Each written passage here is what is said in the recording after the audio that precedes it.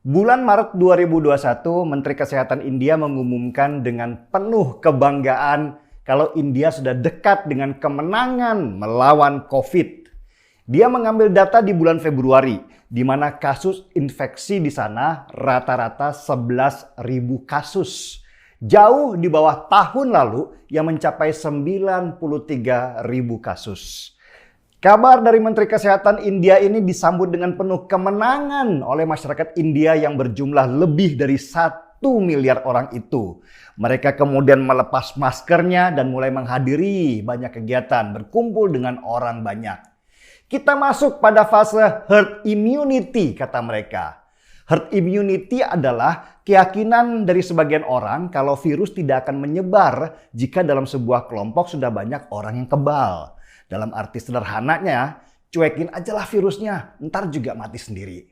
Dan itulah yang terjadi. Ketika ada festival keagamaan umat Hindu, jutaan orang datang dari segala penjuru dan menuju satu titik yang sama, yaitu Sungai Gangga di India.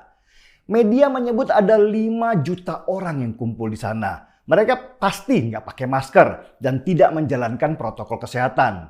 Buat warga India yang datang ke Sungai Gangga, COVID akan disembuhkan oleh dewa mereka. Rakyat India sangat percaya bahwa Sungai Gangga adalah ibu mereka yang akan menyembuhkan segala penyakit termasuk menambah rezeki mereka. Dan selesai pesta keagamaan itu, meledaklah COVID varian kedua di sana. Dan meledaknya juga nggak tanggung-tanggung, mirip tsunami corona. Dari angka 11.000 infeksi yang diumumkan Menteri Kesehatan mendadak naik menjadi 250.000 orang terinfeksi corona. Rumah sakit di India kemudian penuh, ambulans di mana-mana. Bahkan karena sudah tidak sempat lagi melakukan otopsi, yang mati langsung dibakar oleh petugas di beberapa tempat. India dari gembira langsung sedih mendadak karena banyak orang yang kehilangan sanak saudara. Dan dari kasus di India ini kita belajar kalau COVID ini nggak bisa dipandang dengan enteng.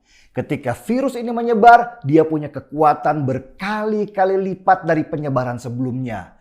Apalagi kalau ada kelompok yang dengan bangganya bilang kalau herd immunity itu adalah solusinya. Seperti di India, ternyata pemikiran seperti itu tidak menyelamatkan nyawa mereka.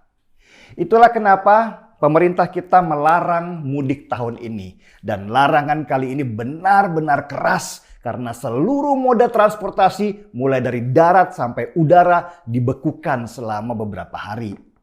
Kenapa sih harus dilarang mudik? Karena mudik itu adalah peristiwa besar untuk orang Indonesia, mirip dengan orang India waktu mereka menghadiri upacara keagamaan. Jutaan orang dalam waktu yang bersamaan akan bergerak menuju satu tujuan, bercampur dengan yang lain, dan sudah pasti nggak ada jarak dan masker juga pasti akan dilepas. Nah, kalau itu terjadi, mungkin kita gembira ketemu keluarga karena sudah lama nggak jumpa. Apalagi ketemu orang tua sambil makan makanan yang biasanya terhidang setahun sekali kalau ada acara. Habis itu jalan-jalanlah ke tempat hiburan sambil bawa anak-anak liburan. Tapi yang terjadi sesudah itu bisa mirip dengan apa yang terjadi di India, yaitu tsunami corona. Bisa banyak orang yang kehilangan keluarga dan kita harus mulai dari nol lagi dalam melawan corona. Padahal sudah ratusan triliun rupiah yang dikucurkan untuk menghadang virus itu beserta dampak ekonominya. Di India sekarang sudah berlaku jam malam untuk mencegah penyebaran corona. Masa di kita juga harus begitu? Ada jam malam sehabis libur lebaran. Ekonomi kita bisa anjlok lagi. Dan sejak awal corona, India adalah negara yang cocok untuk dijadikan pelajaran buat kita. Ketika India lockdown, kita akhirnya melihat betapa sengsaranya ekonomi mereka sehingga kita tidak melockdown negara tetapi menerapkan konsep pembatasan sosial. Dan ketika India akhirnya gagal dalam menerapkan konsep herd immunity, kita mulai berjaga-jaga. Jangan sampai kita seperti India dihantam gelombang virus kedua. Lebih baik sementara ini kita lebaran di rumah saja lah ya. Tahan diri dulu dan bersabar. Kita juga tidak ingin menularkan orang tua kita yang daya tahan tubuhnya pasti lebih lemah dari kita. Virus yang bisa mengambil nyawa mereka. Bertemu mereka dan maaf-maafan lewat video call juga bisa. Nggak mengurangi nilai spiritualnya kok. Teknologi ada untuk memudahkan itu semua. Dan untuk semuanya, semoga tetap sehat dan jangan lupa, masker jangan dilepas ketika kita ada di luar rumah. Apalagi ketika kita ada di dekat kumpulan orang banyak.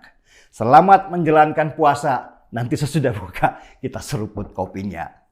Markimas, mari kita pakai masker. Nggak pas ya. Saya Denny Siregar, kita di acara Timeline.